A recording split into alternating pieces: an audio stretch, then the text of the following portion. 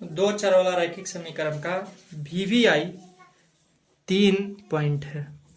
पहला पॉइंट कहता है कि A1/A2 बराबर नॉट B1/B2, तो उस समीकरण का एक हल होगा और यह अद्वितीय हल होगा तथा अविरोधी समीकरण कहलाएगा। और कैसा कहलाएगा? संगत। और ग्राफ खींचिएगा तो क्या मिलेगा? प्रतिच्छेदी मिलेगा। पहला पॉइंट। दूसरा पॉइंट कहता है A1/A2 बराबर B1/B2 बराबर नॉट C1/C2, तो उस समीकरण का कोई हल नहीं होगा। कैसा समीकरण कहलाएगा? विरोधी और असंगत। और ग्राफ खींचेगा तो कैसा मिलेगा? समानांतर।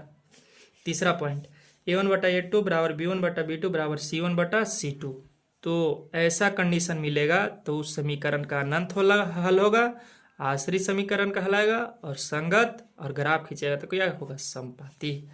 देखिए ई वाला होता है आगे वाला A1x plus B1y plus C1 equal to 0। दूसरा में आता है A2x plus B2y plus C2 equal to 0।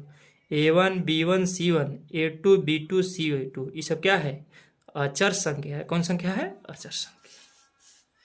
चलिए आगे बढ़ते हैं ऑब्जेक्टिव की ओर।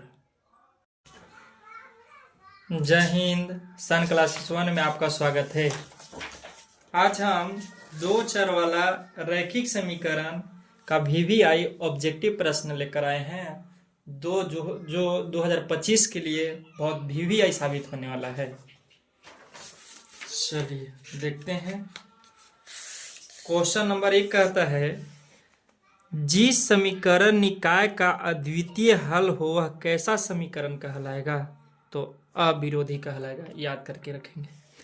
यदि युगपत समीकरण निकाय का कोई हल नहीं हो तो कैसा समीकरण कहलाएगा? विरोधी कहलाएगा। यदि युगपत समीकरण निकाय का अनगिनत हल है तो वह कैसा समीकरण कहलाएगा? तो आश्रित समीकरण कहलाएगा। समीकरण निकाय A1x plus B1y plus C1 बराबर 0, A2x plus B2y plus C2 equal to 0 का अद्वितीय हल होगा कब? जब A1/A2 बराबर नॉट B1/B2 होगा, तब कैसा हल होगा? अद्वितीय हल होगा। ये वाला नहीं। चलिए समीकरण निकाय A1x plus B1y plus C1 equal to 0, और समीकरण फर्स्ट हो गया। समीकरण second A2x plus B2y plus C2 equal to 0 का अनंत हल है। कैसा हल है? अनंत हल है। तो A1/A2 बराबर B1/B2 बराबर C1/C2, तीनों क्या हो गए? बराबर। वह तब कौन सा हल होगा? अनंत हल होगा। नेक्स्ट समीकरण निकाय A1x plus B1y plus C1 equal to 0 first हो गया। और समीकरण second A2x plus B2y plus C2 equal to 0 का कोई हल नहीं है। तो A1/A2 बराबर B1/B2 equal to not C1/C2 होगा।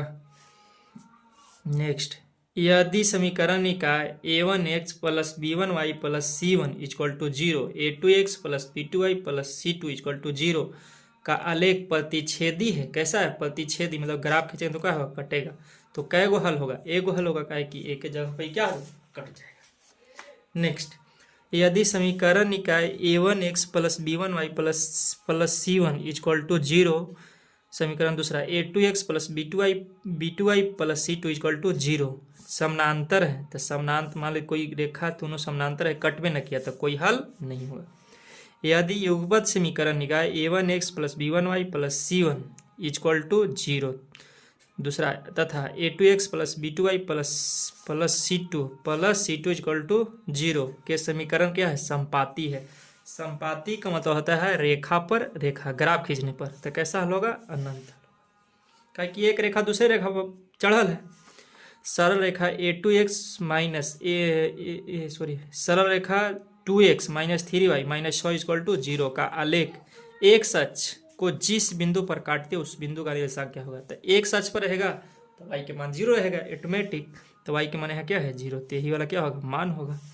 और फिर क्या करेंगे? 3 रग के बीच में देख सकते हैं y के मान क्या आना चाहिए? 0। नेक्स्ट, सरल रेखा 2x plus 3y minus 6 equal to 0 का आलेख y अक्ष पर काटती है। तो उस बिंदु का तो y अक्ष पर है तो x0, x अक्ष पर बिंदु रहेगा तो y0 और y अक्ष पर रहेगा तो x0। एक दूसरे का क्या रहेगा उल्टा, x अक्ष पर बिंदु रहेगा तो y0, y अक्ष पर रहेगा तो x का मान 0। बिंदु 2,-5 पड़ता है किस रेखा में? तो ई में रख के चेक करेंगे, यहू में रख के चेक करेंगे, यहू में रख के चेक करेंगे, यहू में रख के चेक करेंगे और देखेंगे दोनों दोनों बराबर हो गया तो वही समीकरण के क्या होगा बिंदु होगा। चलिए यहाँ 2 दूनी के 4 अब 5 25, 25 4 29 नहीं होगा।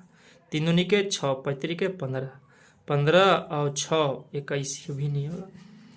2 दूनी के 4 और 5 3 के 15 तो 15 में से 4 गया तो माइनस। नेक्स्ट, के किस मान के लिए अद्वितीय हल होगा? अद्वितीय का मतलब होता है a1 बटा a2 बराबर नॉट b1 बटा b2। तो a1 के मान हो गया 2, a2 के मान हो गया k बराबर नॉट, b1 के मान हो गया 3 और b2 के मान हो गया 9। ये काट देते हैं 3 बार में तो k इक्वल टू नॉट कितना 6, k equal to not 6। Next, के किस मान के लिए अनंत हल होगा? अनंत हल मतलब तीनों आपस में क्या होंगे बराबर। समीकरण है देखिए है 3x प्लस, हाँ अब डायरेक्ट रख देते हैं a1 बटा a2 बराबर b1 बटा b2 बराबर c1 बटा c2। कोई दो ई बराबर ई भी होगा, ई बराबर ई भी होगा। तो 3 बटा में 6 बराबर 4 बटा में के, 3 दूनी के 6 कैंचिया गुना के बराबर 4 दूनी के 8। यही क्या हो गया आंसर। चलिए 15 नंबर, पी के किस मान के लिए कोई हल नहीं होगा, इसका समीकरण ही नहीं। चलिए आज के लिए सेवा समाप्त। जय हिंद।